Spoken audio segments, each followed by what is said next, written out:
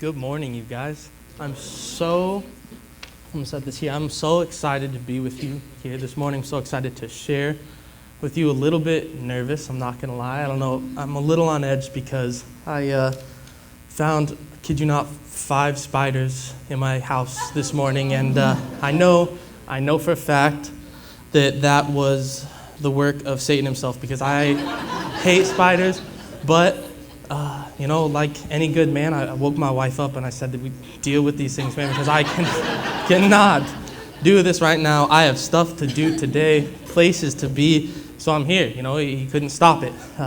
He couldn't do anything about it. But I am so excited. A little bit about me is, you should know this is technically my pro debut. The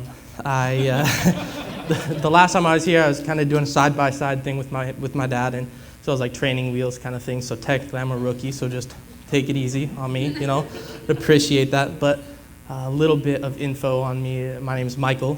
As was said earlier, I'm the student pastor here. I've been here for almost 2 years this fall, which I'm super excited about. And prior to this, I was a student pastor at a church in Colorado, and for 2 years actually. So let's hope that's not a pattern because I really enjoy working here. But yeah, so I am married. My beautiful wife Hannah and I have been married together for almost 5 years, and we have 5 years, crazy. But we have a kid together. His name's Luca. I'm sure you've seen him running around here like a little crazy person. I love the kid to death. Arguably, my unbiased opinion, he's the greatest kid that exists right now. But I love him. It's cool seeing it. He's 1.5, and so it's cool seeing him develop from this little plop that just ate, pooped, and slept to this full-fledged human kid, right? That has his own personality and has his own favorite TV shows and his own little language. It's super cool to see him go through that. And probably my favorite memory of him right now, and probably be one of my favorites forever, is Hannah probably 3 years ago bought me this little desktop punching bag, just kind of a funny little thing. Has a suction cup on the bottom and a spring on it, and you suction it down and you punch it. Okay, we're good. But so Luca found it. He pulled it out of a closet one day and thought it was so cool because the top looks like a ball, and that's his favorite thing. That was literally his third word, right? Dada, mama, and ball, right? And so he thought it was so cool. It was actually mama first. I just tell people it was dada, but he thought it was so cool. So I was like, all right, well, I'm going to show him how to do it. So I set it up on the floor, stuck it, and I showed him. I said, poom, poom, right? And tried to teach him. And he caught on so quick. He thought it was so cool. And it was really interesting to see because I probably only taught him it twice, and that was his thing. He would see it across the room even, and he'd point to it, and he would look at it and go, poom, poom, right? And it was so cute. And I don't know what it was, if it was this scowl I had on my face when I taught him, poom, poom, concentration, right? Like the pros do it. But one day he had his little sippy cup, right? This little sippy cup, and he had it turned over in our living room. Was just dumping it. It was just water. It's not a big deal. But it was the first time I ever snatched something out of his hand real quick. Not because I was mad, not because I was angry. I just didn't want to mess, right? And you could tell that it was the first time I'd ever done that because it was the most disrespectful, devastating thing he had ever had done to him, right? Just the biggest tears, the lip quivering, just absolutely wailing, so sad. So I obviously pick him up right away because I was like, it's okay. It's not a big deal. I'm not mad, right? And he didn't care what I had to say. He was still upset, still tears, still crying. And I kid you not, he looks at me and he goes, poom, poom, at me. My kid, I inadvertently taught my kid to box me when he's upset, right? I taught my kid, when you're mad, you swing at people, right? And after just it's not like I sat down and worked with him, but some of you have toddlers that are in class with him, so I would teach them sort of some self-defense because he's getting good. He's getting very good. But he's super sweet. He's a great kid. But this is also the same kid who night after night after night, that's what I'm saying, night after night after night,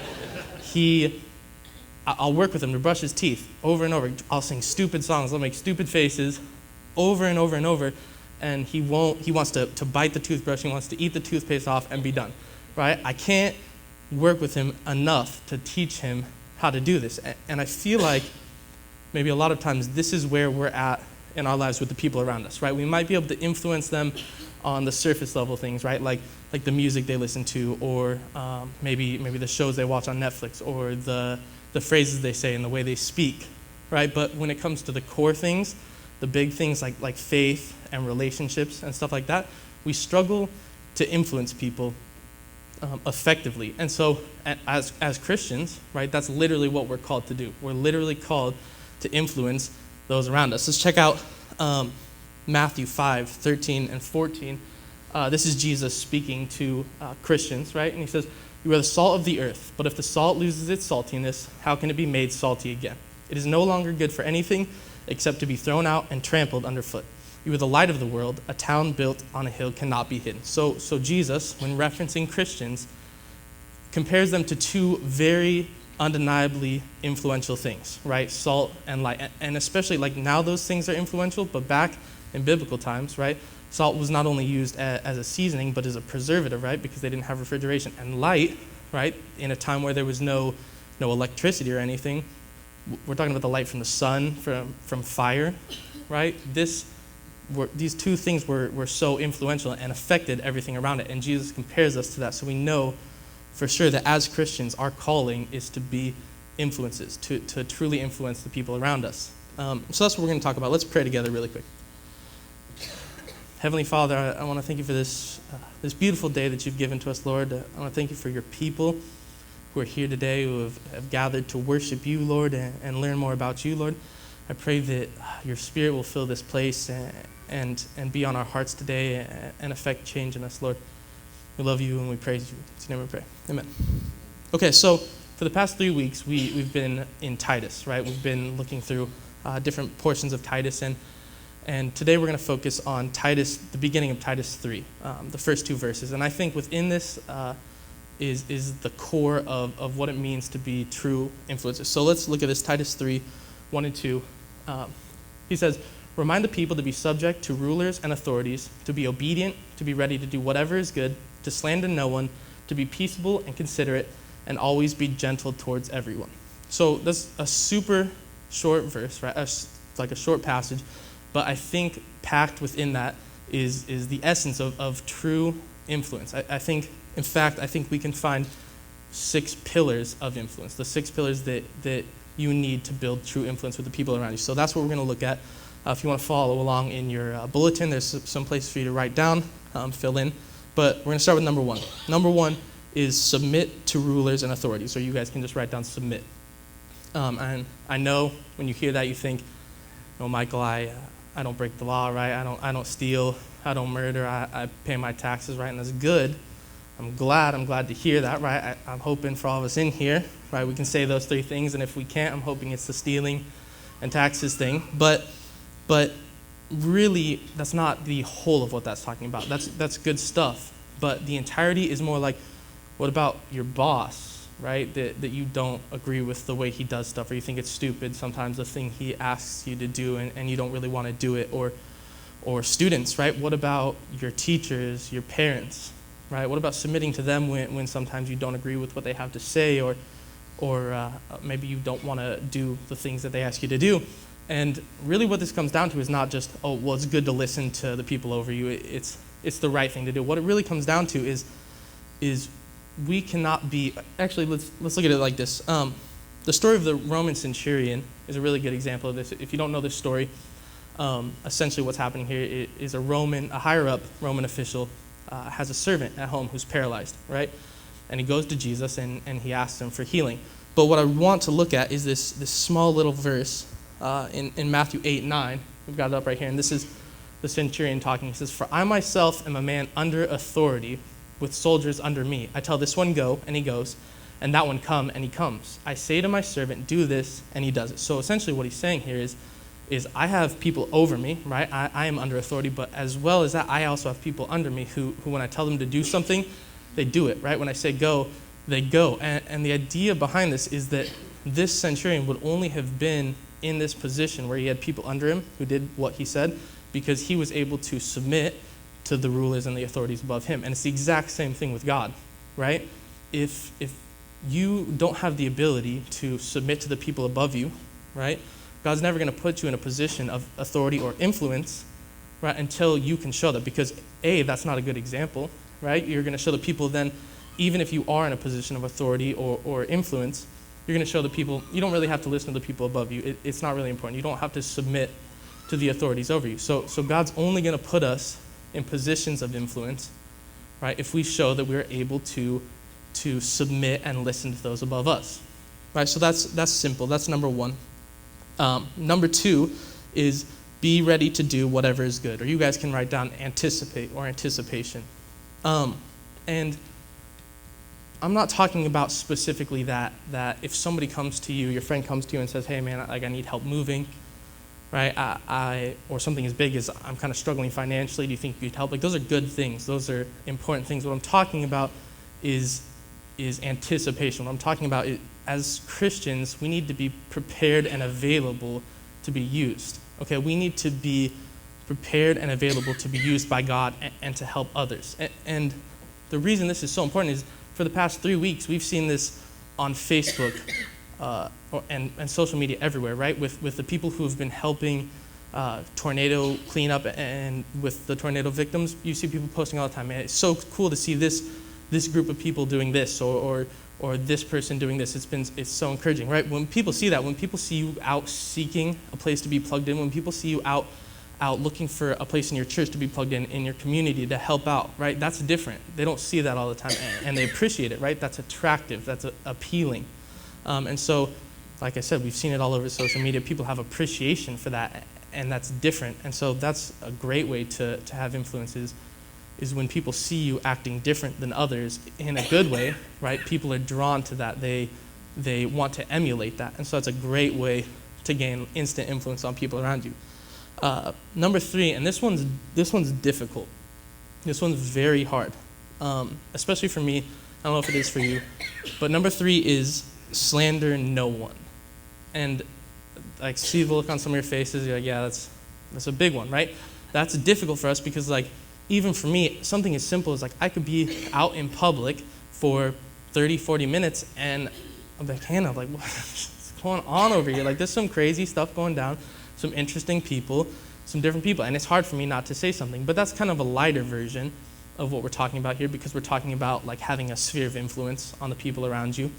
We're kind of talking about, like, the way we talk about the people around us, the way we talk about our friends, the way we talk about our family to our friends and family, right? Because let's say I have a relationship with you, right? We're close, and you're constantly coming to me talking about, oh man, I heard that so-and-so are having a real tough time, and I think they're thinking of separating, right? Or you're talking about, man, did you see, like, what she was wearing? I can't believe that. Did you see who they let their kids hang out with, right? If you're coming to me with that all the time, and then I have a problem, I have an issue that I need help with, you've lost your mind if you think I'm coming to you, right? Because there's no way I'm going to go to you and A, be judged, and B, have my dirty laundry aired out to everybody and their mother, right? Like, it's not going to happen. And so what we're really talking about here is not just being a good person, not just being a kind person, but we're talking about developing this level of trust, right? We're talking about being the type of person where people feel like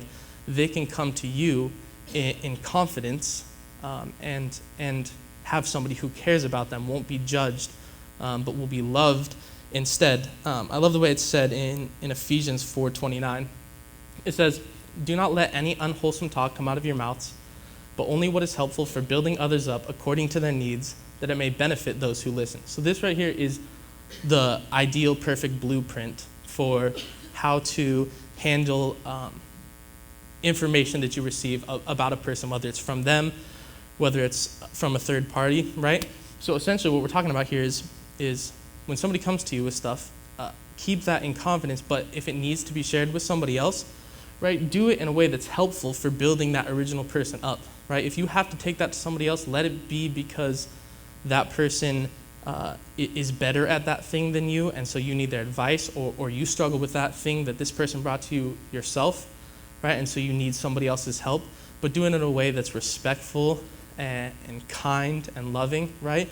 Bring that to somebody who you can trust, is a person of character and is a person of wisdom, right? That way we're not just going to our friend and being like, I really just, so-and-so told me this and I got to get this off my chest. I got to tell somebody that, right? Like, that's the classic, basically the Christian way to spread gossip is I really just need to tell somebody about this. And I'm not necessarily talking about the times where where maybe this person is in danger, right? That's specific, and that's a totally different thing. But I'm more so talking about the times where somebody brings you a problem or you find out somebody has an issue.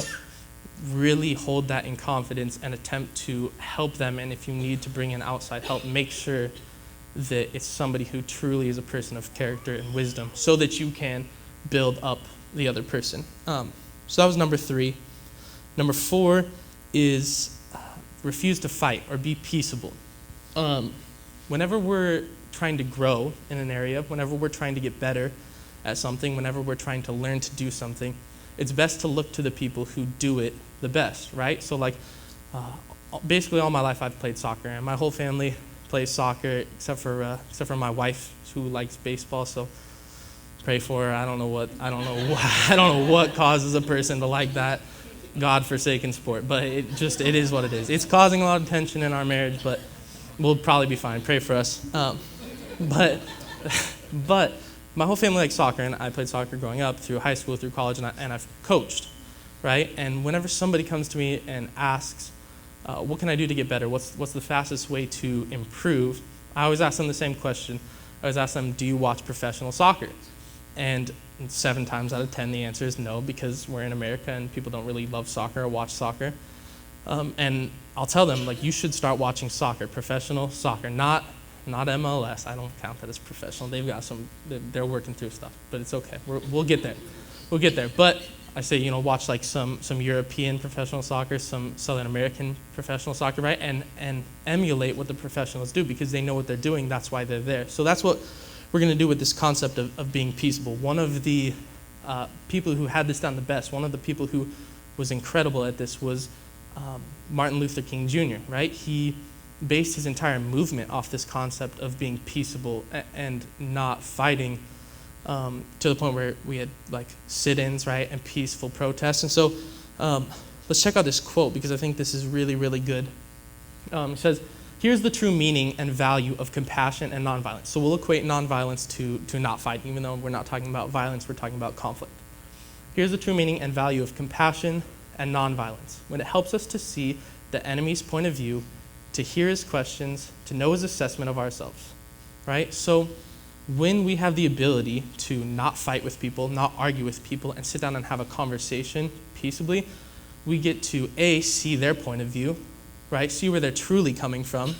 B, we get to see what they think of us, right? We get to see what they're thinking of what we're saying, right? And it brings a whole new level of clarity, because like, let's say with my wife, right? Whenever we argue, I have a tendency, probably 80% of our fights, to immediately become defensive, right? To immediately talk about, I only did this because you did blah, blah, blah, right? I only did that because you made me feel like that, right? And it immediately turns into this clashing and this fight, right? And the problem with that is emotionally charged situations are terrible for decision making.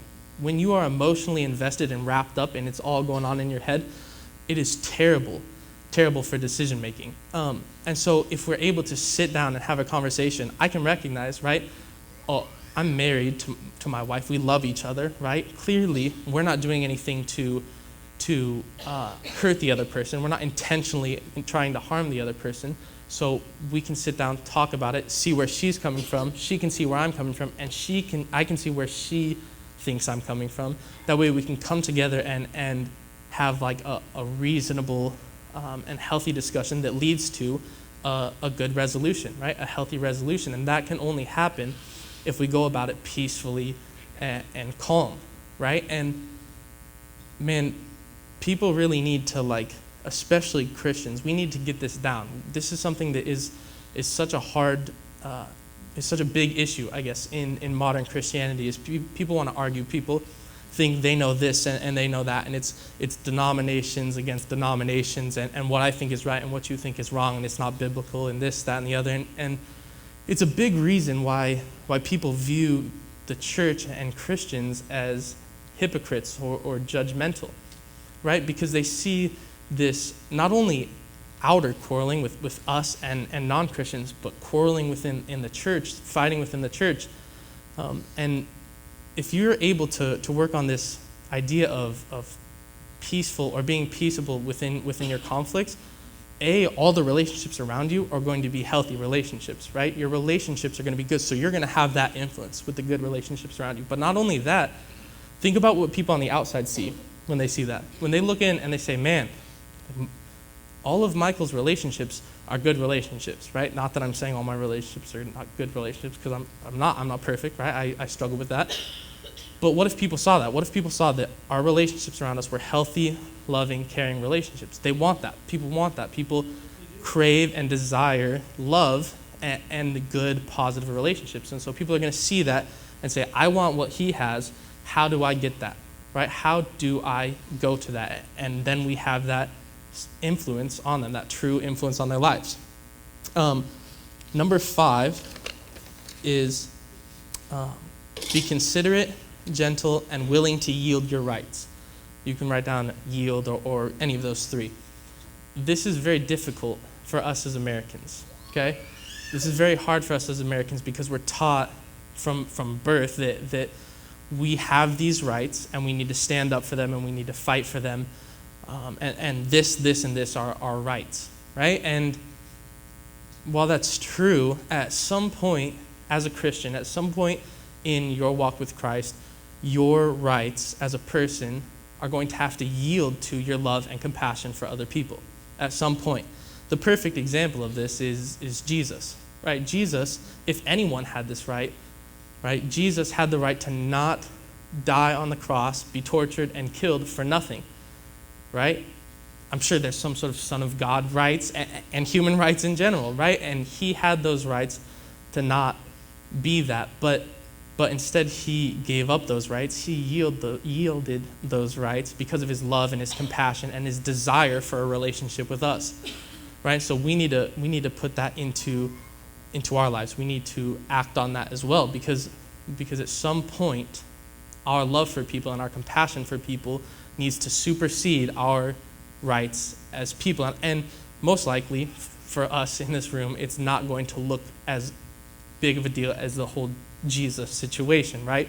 Most likely, we're not going to have to sacrifice our lives for the ones that we love, right? But maybe for you, it looks like when somebody's speaking poorly of you, or when somebody is speaking poorly of you untruthfully, or they don't know you, right? Instead of conflict and instead of being frustrated and angry at that person, which you have the right to because it's wrong for them to do that. Maybe it looks like the next time you see them, you just say, like, hey, how's it going? Like, it's good to see you. I'm glad to see you, right? Maybe it's letting our love for that person supersede our right to be frustrated and upset with them. And maybe it looks like something as small as letting someone go in front of you in a line, right? Or maybe something as big as you're up for a promotion at work and there's other people up for that same promotion, and you know there's other people who need that promotion more than you. Maybe it's something as big as that.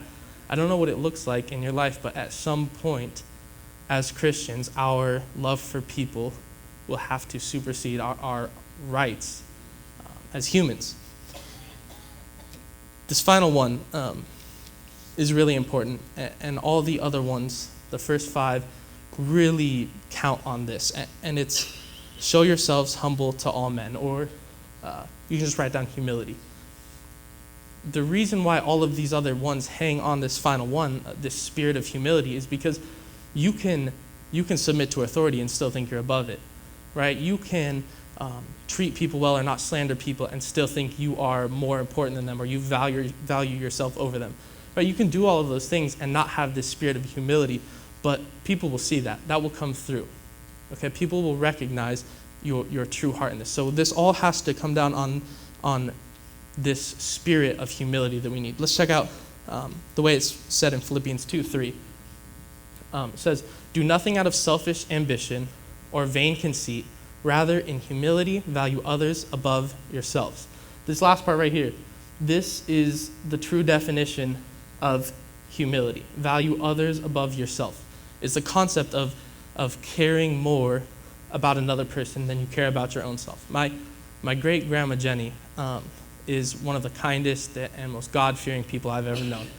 And it's funny because when you're talking to her, at that moment, you are the most important person in the entire world. What you have to say is the most important thing to her at that moment. If it's good news, right, it's the greatest thing she's heard.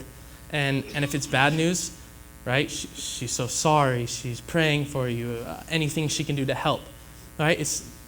It's so appealing. It draws you into a conversation with her because you feel like you can genuinely trust her. You feel like she truly cares about what you have to say, and that's how we need to be with people, right? We need people to view us as people who value others over themselves, right? Because that's not pop culture, right? That's not what's going on in our world. What's going on in our world is people trying to succeed, people doing whatever they have to do to get ahead, people trying to grow and move past the situations they're in. If people see that of us, if people see, man, like this person truly cares more about me than their own selves, like imagine what that person's view is on you. Imagine the amount of influence you now have on that person because they know you genuinely care, right? When they come to you for advice, they know that you're going to give them advice in a spirit of love and not anything for yourself, right? But only for the betterment of them, right? And so that's key, that the spirit of humility and you over me. I care more about you than I care about my own self, right? And I kind of want to wrap up with this. You might be maybe the type of person who's sitting here listening to this and thinking, man, like, Michael, that's not me, right? I'm shy, I'm timid, I'm not a person of influence. I lack this, and this. And first of all, like we already established at the beginning of this, as Christians, we are called to be people of influence. So let's get that out of the way. You are called to influence people. But know that when God puts you in the situation you're in, when God put you in the position of influence you're in, whether it's at your work or wherever it is, He knew all of your shortcomings. He knew all of your flaws. He knew all the things you stink at, right? And He still put you there, right? For me, I'm just terrible with organization. It's legitimately embarrassing how bad I am with organization, right? Like it takes me 10 times longer to do the simplest organizational tasks than probably the average person. But it's not like when God put me or called me to student ministry and put me here, He was like, oh, no, Jesus, dude, we forgot Michael is terrible at organization. Honestly, rest in peace to the First Christian Student Ministry because it's going down in a blazing ball of fire, right? No, that's not how God works, right? It's the exact same thing with you. God, before He put you in whatever position He put you in, before He put you in that group of friends, before He put you in your place of work or wherever you volunteer, He knows the thing you stink at. He knows what you struggle with, and He put you there because He knows that for us, right, as long as we can do these 6 things, as long as we can have this spirit of humility, right, as long as we can love people and not speak poorly of them, and all of those other things, be peaceable, all of this, that we can succeed in truly influencing the people around us, no matter the flaws, no matter the shortcomings, right? And I'll finish with this. We have people around us who are broken and hurting and desperately need the love of Jesus in their life. They do. And there are Christians around you and probably in this room that are broken and hurting and need your help.